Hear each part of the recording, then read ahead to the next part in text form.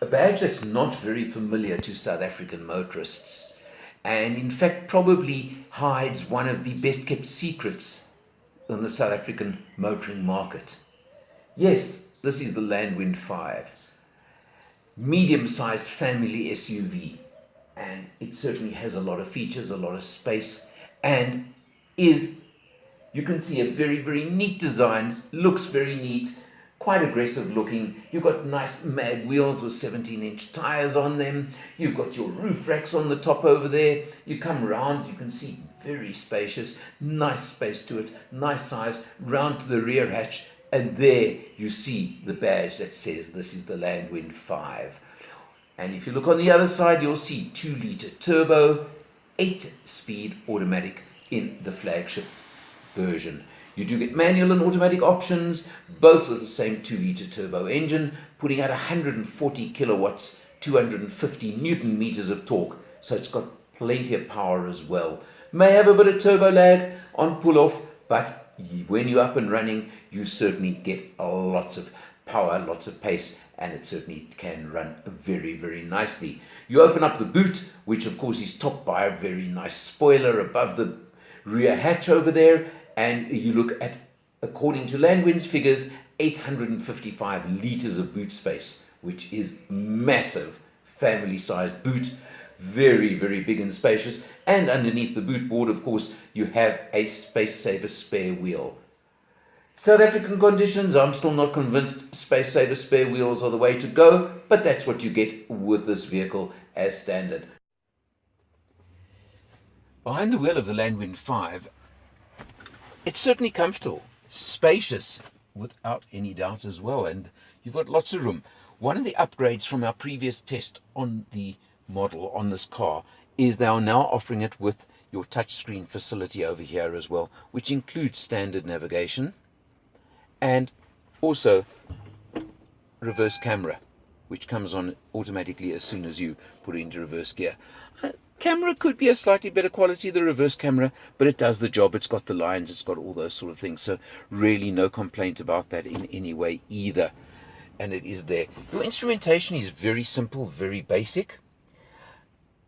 Economy is one of the points I'm going to mention. No, it's not the most economical vehicle I think I've ever driven.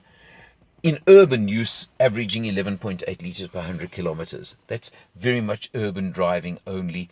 You could get it right down on the open road, yes. Keeping in mind that this is the Flagship version, as Landwind call it, it's still got a lot of other features, like you have cruise control even. You've got little buttons down here that are quite interesting for snow conditions or sport mode. Quite honestly, in a vehicle like this, I haven't even touched the sport mode. I don't think it's necessary. But emphasizing again the Flagship status of this version, you've got full leather trim with red stitching, which looks very good. Standard sunroof on the car. Very effective air conditioning system as well that we've needed a lot during this test period. And then, as I mentioned, the 8-speed automatic gearbox.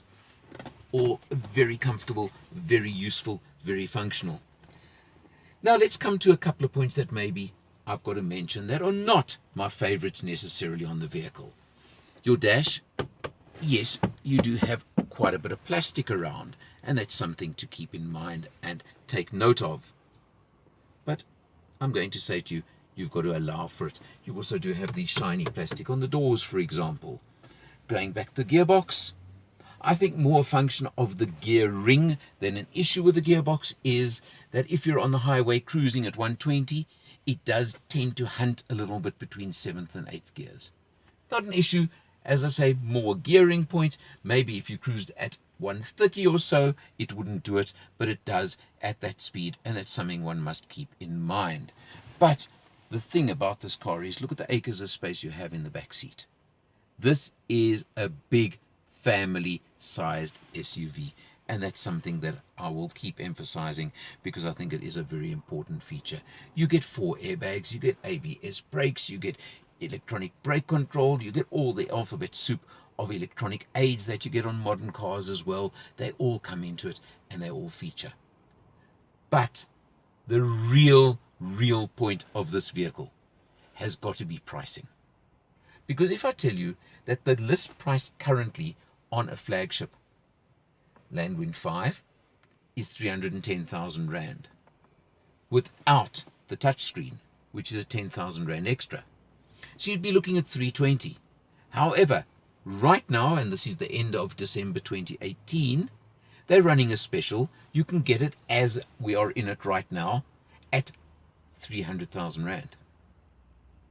The range starts here with a manual at about 252, and you can get a luxury automatic at about 270 or 282 with the touchscreen. Personally, to get items like extra airbags, leather trim, sunroof, and a few other bits and pieces, I think at 299, 900, wow, on this Flagship as we're driving it. By the way, on all the models, that even includes a 5-year, 100,000 kilometer service plan and a 3-year, 100,000 kilometer warranty. There may not be many of them around. They may be a little bit unproven on the South African market, but money talks. And value for money, price point, there's just nothing that comes anywhere close to this vehicle. You're looking for a medium-sized family SUV. You're on a tight budget. Why not check this out? Surprise yourself. That's as much as I'll say. For Matters, I'm Eleanor, and I'll see you next time.